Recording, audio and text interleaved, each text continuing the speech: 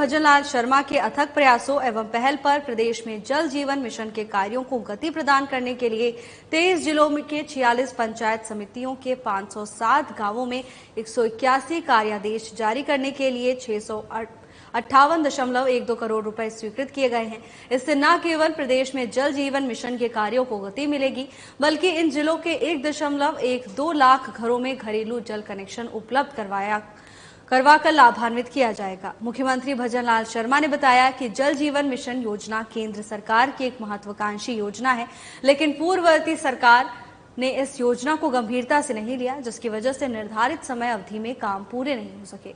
अब राज्य सरकार हर घर नल से जल पहुंचाने के लिए दृढ़ संकल्पित है। योजना को गति देने के लिए 658.12 करोड़ रुपए स्वीकृत किए गए हैं।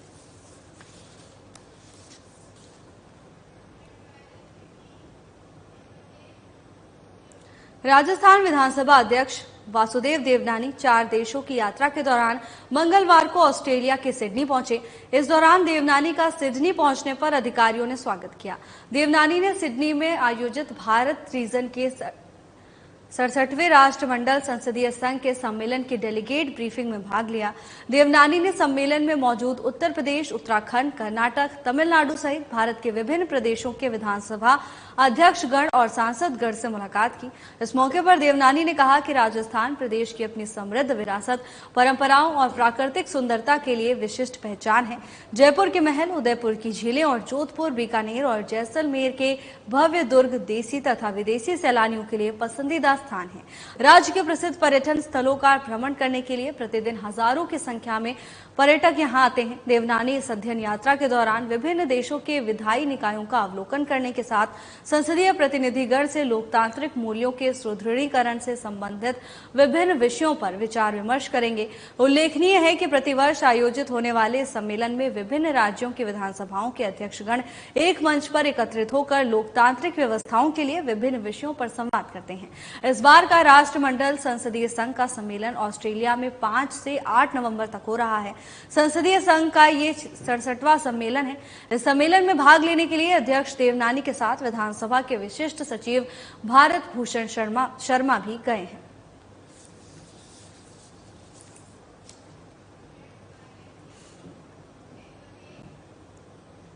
राइजिंग राजस्थान से पूर्व उच्च शिक्षा, स्कूल शिक्षा, संस्कृत शिक्षा, तकनीकी शिक्षा, कौशल एवं उद्यमिता विभाग तथा खेल एवं युवा मामलात के संयुक्त तत्वाधान में 6 नवंबर को एजुकेशन प्री समिट 2024 का आयोजन किया गया। Hotel intercontinental, Tonk road, Jaipur में होने वाले इस शिक्षा सम्मेलन में मुख्यमंत्री भजनलाल शर्मा मुख्य अतिथि हैं। साथ ही उप मुख्यमंत्री प्रेमचंद बैरवा, उद्योग मंत्री कर्नल राज्यवर्धन सिंह राठौड़ और शिक्षा मंत्री मदन दिलावर भी इसमें शिरकत की। समिट का मुख्य उद्देश्य शिक्षा क्षेत्र में नवाचार, डिजिटल तकनीकों का उपयोग और शिक्षा के क्षेत्र में निवेश की संभावनाओं पर गहन चर्चा करना है। प्री समिट की सभी तैयारियां बेहतर की गई थी।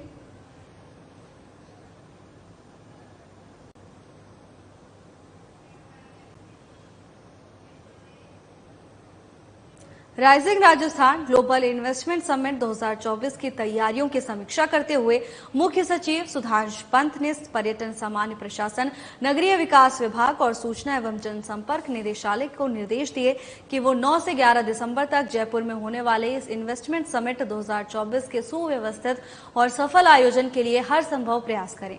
समिट के महत्व पर जोर देते हुए पंत ने कहा कि आयोजन राज्य सरकार की सर्वोच्च प्राथमिकता है और इसीलिए सभी विभागों को इसकी सफलता सुनिश्चित करनी चाहिए।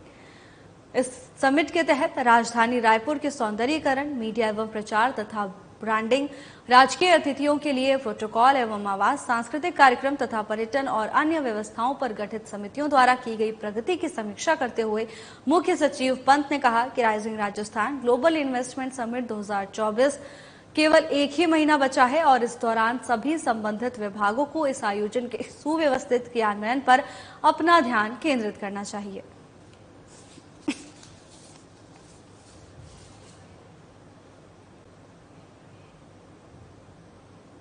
सादुलपुर बीजेपी के पूर्व प्रदेश अध्यक्ष और हरियाणा के प्रभारी डॉक्टर सतीश पूनिया का सादुलपुर पहुंचने पर बीजेपी कार्यकर्ताओं ने माल्यार्पण कर तथा फूल बरसाकर शानदार अभिनंदन किया।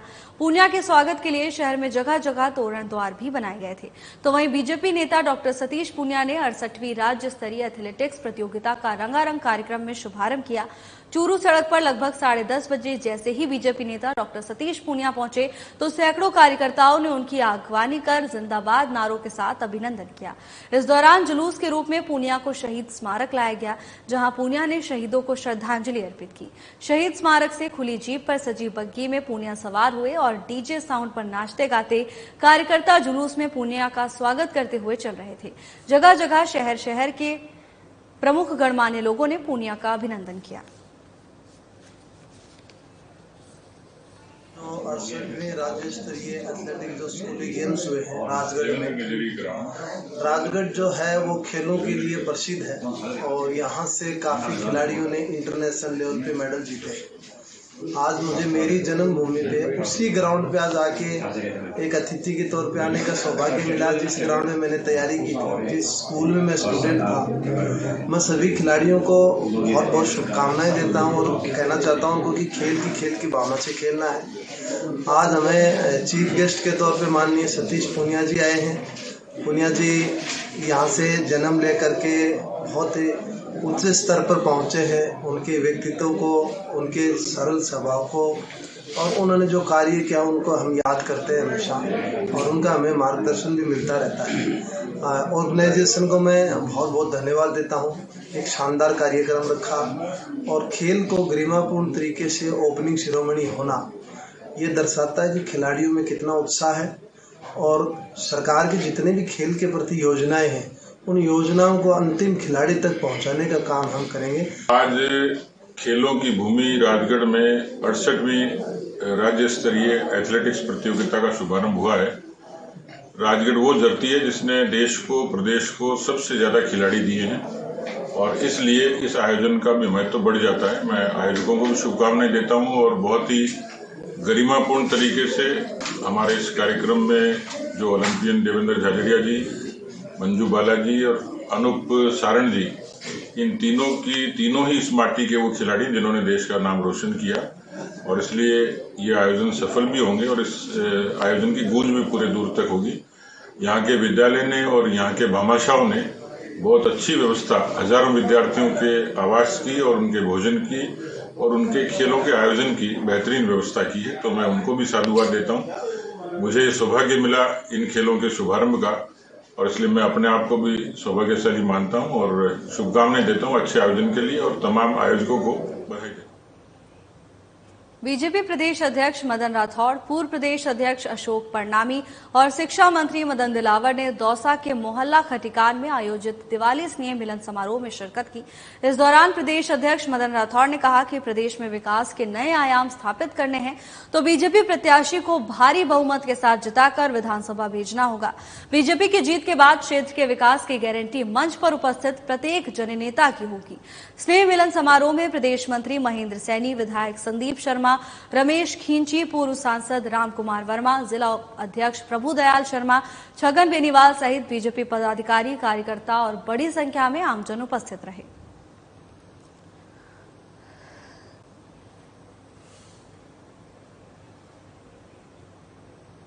राजकीय अधिकारियों एवं कर्मचारियों की टेनिस बॉल क्रिकेट प्रतियोगिता का आयोजन 15 से 17 नवंबर तक धरणीधर खेल मैदान में किया जाएगा। जिला कलेक्टर नम्रता वैष्णवी ने मंगलवार को राजस्थान अधीनस्थ कंप्यूटर कर्मचारी संघ के तत्वाधान में आयोजित होने वाली इस प्रतियोगिता के पोस्टर का विमोचन किया। प्रतियोगिता में बीकानेर जिले के विभिन्न विभागों की कुल 8 टीमें भाग ले रही हैं। राजस्थान अधीनस्थ कंप्यूटर कर्मचारी संघ बीकानेर के अध्यक्ष मनोहर पाल भवरिया ने बताया कि प्रतियोगिता का उद्देश्य सभी विभागों के अधिकारी और कर्मचारियों के बीच में आपसी सौहार्द और समन्वय स्थापित करना और खेलकूद के माध्यम से स्वास्थ्य के प्रति जागरूक करना है।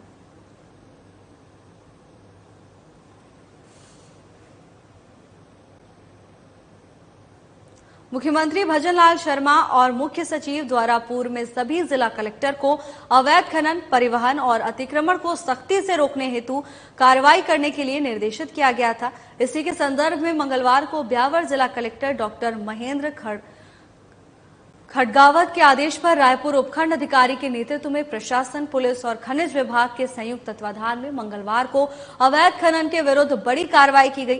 खनिज विभाग द्वारा रायपुर क्षेत्र की चांग तहसील के ग्राम अमरगढ़ में करनी कृपा ग्रेनाइट फर्म द्वारा लीज क्षेत्र से बाहर अवैध खनन करते हुए पाए जाने पर नापचोप किया। लीज होल्डर द्वारा लीज क्षेत्र से अधिक क्षेत्र व सिवाय चक भूमि में अवैध खनन करना व मटेरियल डालकर अतिक्रमण करना पाया गया। इसी के तहत प्रशासन के द्वारा कार्रवाई की गई। कार्रवाई में लगभग 38 करोड़ की राशि का जुर्माना लगाया गया।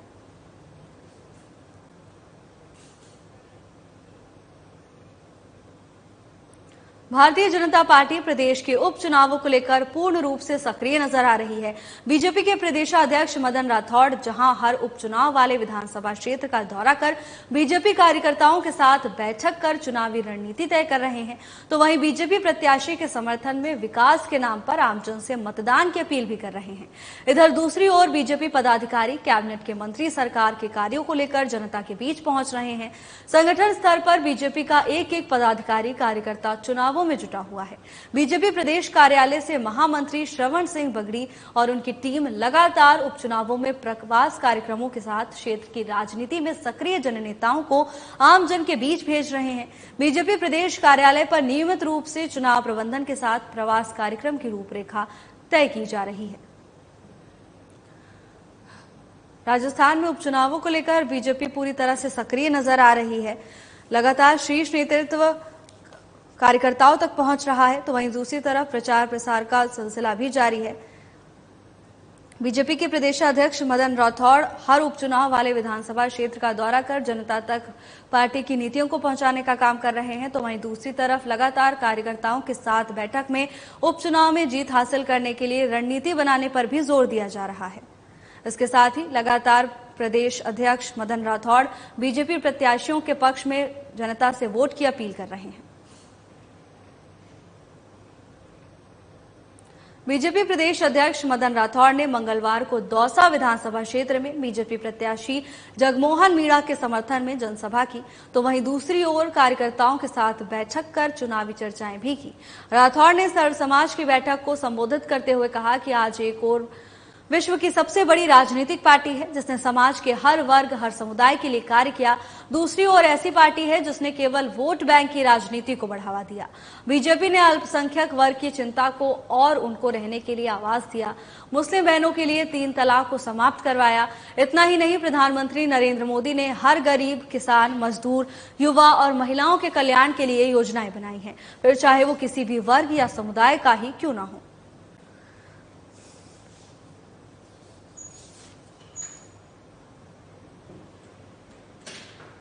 राजस्थान में 7 विधानसभा क्षेत्रों में उपचुनाव के दौरान मतदान केंद्रों से वेबकास्टिंग पर निर्वाचन विभाग का विशेष फोकस रहेगा, ताकि मतदान प्रक्रिया में किसी भी रुकावट या व्यवधान का तुरंत समाधान किया जा सके। इसी प्रकार भारत निर्वाचन आयोग द्वारा भी वेबकास्ट वीडियो की लाइव निगरानी की जाएगी, जिससे मतदान केंद्र पर मतदाताओं की लंबी कतार लगने या मतदान दल को आ रही कठिनाई को दूर करने की व्यवस्था की जा सके। भारत निर्वाचन आयोग के उप निर्वाचन आयुक्त संजय कुमार और मुख्य निर्वाचन अधिकारी नवीन महाजन ने मंगलवार को 7 विधानसभा क्षेत्रों के जिला निर्वाचन अधिकारियों और पुलिस अधिकारियों के साथ आयोग की ओर से आयोजित वीडियो कॉन्फ्रेंस बैठक में इस विषय में निर्देश दिए। राजस्थान विधानसभा उपचुनाव को लेकर शासन और प्रशासन दोनों ही सजग नजर आ रहे हैं। जहां एक तरफ सभी सियासी दल रणनीति को मजबूत करने में जुटे हुए हैं, तो वहीं दूसरी तरफ प्रशासन की ओर से भी चुनाव को निष्पक्ष और शांतिपूर्ण तरीके से संपन्न करवाने के लिए अथक प्रयास किए जा रहे हैं। इसी क्रम में मतदान केंद्रों से वेबकास्टिंग पर निर्वाचन विभाग का विशेष फोकस रहेगा, जिससे मतदान प्रक्रिया में किसी भी तरह का व्यवधान उत्पन्न न हो सके और किसी भी तरह की समस्या आने पर तुरंत उसका समाधान किया जा सके। इस वेबकास्टिंग वीडियो के जरिए लगातार मॉनिटरिंग की जाएगी, जिससे प्रशासन की मतदान बूथों पर पैनी नजर रहेगी और किसी भी तरह की अप्रिय घटना पर लगाम लगाई जा सकेगी।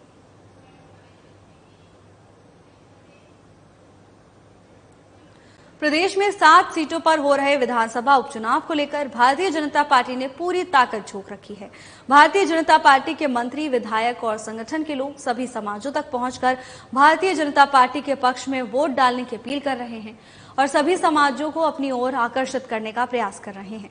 मंगलवार को बीजेपी प्रत्याशी सुखवंत सिंह के समर्थन में गुर्जर समाज का दीपावली मिलन समारोह रामगढ़ के गुलाब वाटिका में आयोजित किया गया, जिसमें रामगढ़ विधानसभा के गुर्जर समाज के लोगों ने शिरकत की। कार्यक्रम में गृह राज्य मंत्री जवाहर सिंह बेड़म, पूर्व कैबिनेट मंत्री हेम सिंह भड़ाना, गंगापुर सिटी विधायक मान सिंह गुर्जर ने समाज के लोगों से रामगढ़ सीट को बीजेपी की झोली में डालने की अपील की।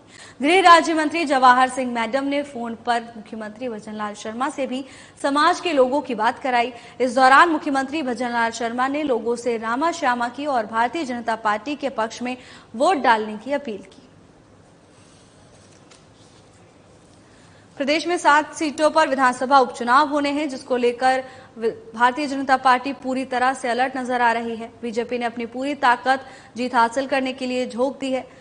भारतीय जनता पार्टी के मंत्री, विधायक और संगठन के लोग सभी समाजों तक पहुंचकर भारतीय जनता पार्टी की नीतियों को पहुंचाने का काम कर रहे हैं, तो वहीं प्रत्याशियों के पक्ष में लगातार वोट की अपील की जा रही है। गृह राज्य मंत्री जवाहर सिंह ने फोन पर मुख्यमंत्री भजनलाल शर्मा से समाज के लोगों से बात कराई। मुख्यमंत्री भजनलाल शर्मा ने भी लोगों से रामा श्यामा की ओर भारतीय जनता पार्टी के पक्ष में वोट डालने की अपील की है।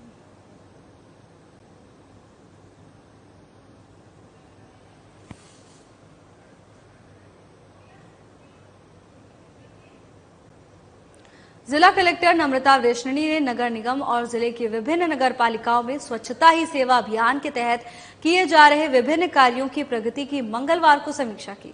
इस संबंध में आयोजित बैठक में उन्होंने कहा कि सभी नगर पालिकाओं में एक नया पार्क विकसित किया जाए। जिन पालिकाओं में पार्क के लिए स्थान चिन्हित नहीं है, वहां प्राथमिकता से स्थान चिन्हित करके पार्क विकसित किए जाए। उन्होंने नगर पालिकाओं को अपनी जमीनों को अतिक्रमण मुक्त करवाने के निर्देश भी दिए। बैठक में नगरीय निकायों में सार्वजनिक स्थानों पर सुलभ शौचालय, सिंगल यूज प्लास्टिक रोकथाम, निर्माणाधीन और कार्यरत एसटीपी की स्थिति, साफ सफाई, डोर टू डोर कचरा संग्रहण और आरआर सेंटर सहित साफ सफाई के लिए जन जागरूकता गतिविधियों के संबंध में जानकारी ली गई।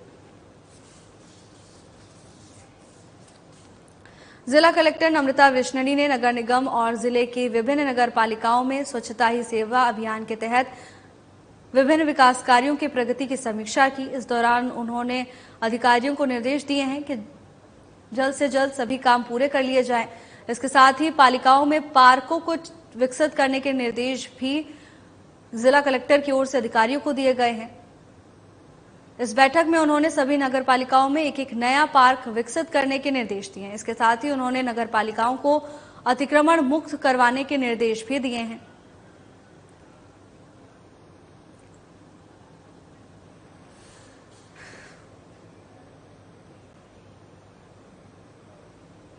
करौली के थाना मासलपुर इलाके में नाबालिग से सामूहिक दुष्कर्म के मामले में करीब 1 साल से फरार चल रहे आरोपी गोविंद गुर्जर पुत्र कप्तान निवासी परमल्लापुरा को थाना पुलिस और सीओ कार्यालय की टीम ने सोमवार को गिरफ्तार कर लिया। आरोपी की गिरफ्तारी पर 25,000 का इनाम घोषित है। एसपी ब्रिजेश ज्योति उपाध्याय ने बताया कि 24 सितंबर 2023 को नाबालिग के अपहरण की रिपोर्ट थाना मासलपुर पर दर्ज हुई है। पुलिस टीमों द्वारा काफी प्रयासों के बाद बालिका को तत्समय कर्नाटक से दस्तयाब किया था। मामले का अनुसंधान सीओ अनुज शुभम द्वारा किया जा रहा था। अनुसंधान के दौरान अपहरण कर सामूहिक दुष्कर्म के तथ्य सामने आए, जिस पर पुलिस ने 22 दिसंबर 2023 को एक आरोपी दिनेश गुर्जर निवासी बरबटपुरा को गिरफ्तार कर लिया था, जो अभी न्यायिक हिरासत में है। एसपी उपाध्याय ने बताया कि घटना का दूसरा आरोपी गोविंद सिंह उसी समय से फरार चल रहा था। पुलिस ने नाबालिग के अपहरण एवं सामूहिक दुष्कर्म के आरोप में गिरफ्तार कर लिया है।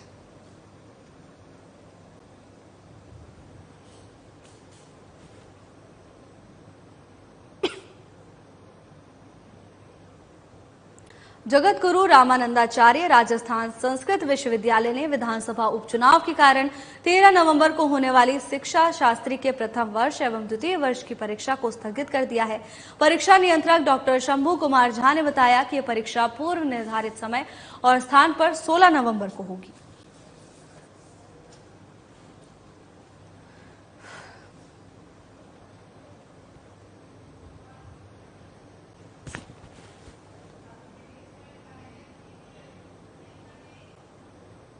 बांसूर कस्बे स्थित उप डाकघर में 21 अक्टूबर से करीब 13 दिनों से सर्वर डाउन होने पर उपभोक्ताओं को भारी परेशानियों का सामना करना पड़ रहा है।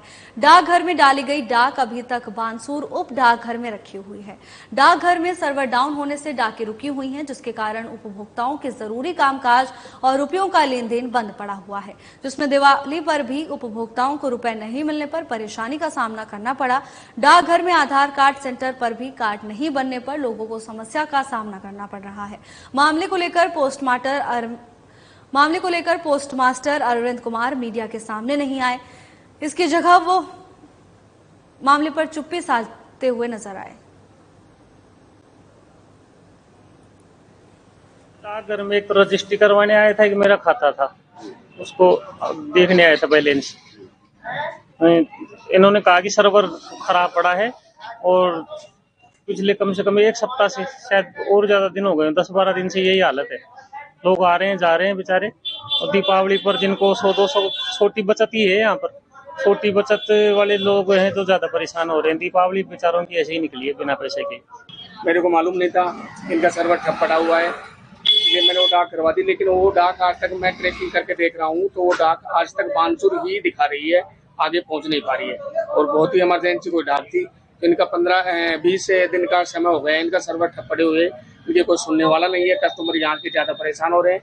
डाक की रजिस्ट्री करके यहाँ रख ली और आगे से जो डाक आ रही है वो तो इनकी बट रही है, लेकिन यहाँ से जितनी भी डाकें होती हैं वो यहीं पे रुकी हुई है और रुपए का लेन देन भी नहीं हो पा रहा है, इनसे जमा भी नहीं हो रहे हैं और निकाल के भी नहीं दे रहे हैं लोगों को पैसे। सर, मैं आधार कार्ड में एड्रेस चेंज करवाने के लिए आ रही थी। मेरा एड्रेस चेंज नहीं हो पा रहा पिछले 2 महीने से, और पिछले 10 दिन से बोला जा रहा है कि सर्वर डाउन चल रहा है।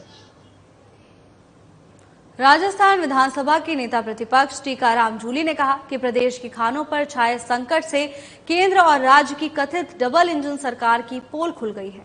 उन्होंने कहा कि प्रदेश में 23,000 खाने बंद होने और इससे जुड़े 15 लाख लोगों के रोजगार छीनने की स्थिति के लिए ये दोनों सरकारें जिम्मेदार हैं। 8 नवंबर से इन खानों पर स्वतः ताले लग जाएंगे, जिसके लिए मुख्यमंत्री स्वयं जिम्मेदार होंगे।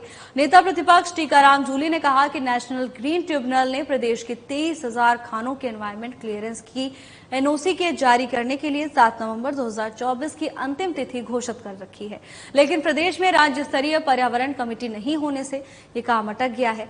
राज्य सरकार ने नई कमेटी का गठन के लिए केंद्रीय पर्यावरण मंत्रालय को प्रस्ताव भेज रखा है, लेकिन उसने अभी तक इस कमेटी के गठन की स्वीकृति नहीं दी है और साथ ही एनजीटी ने 7 नवंबर की अंतिम तिथि को बढ़ाए जाने से भी इंकार कर दिया है।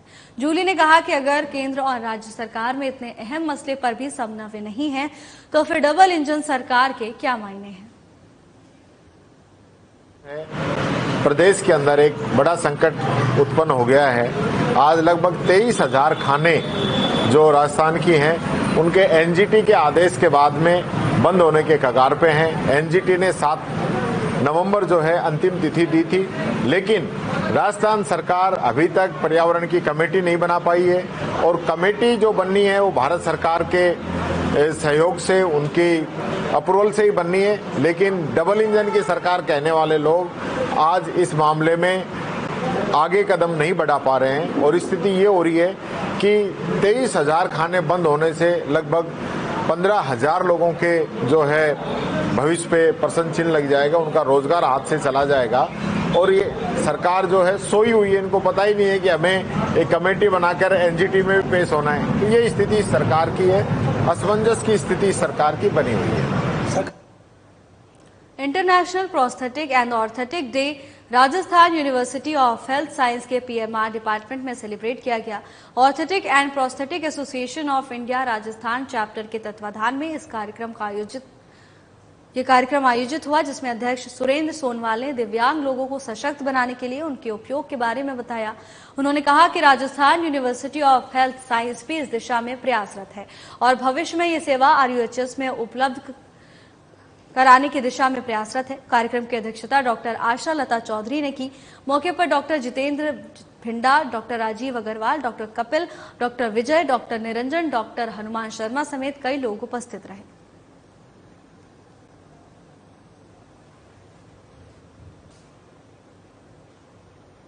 फिलहाल के लिए बस इतना ही। जल्द हाजिर होंगे नई अपडेट्स के साथ। नमस्कार।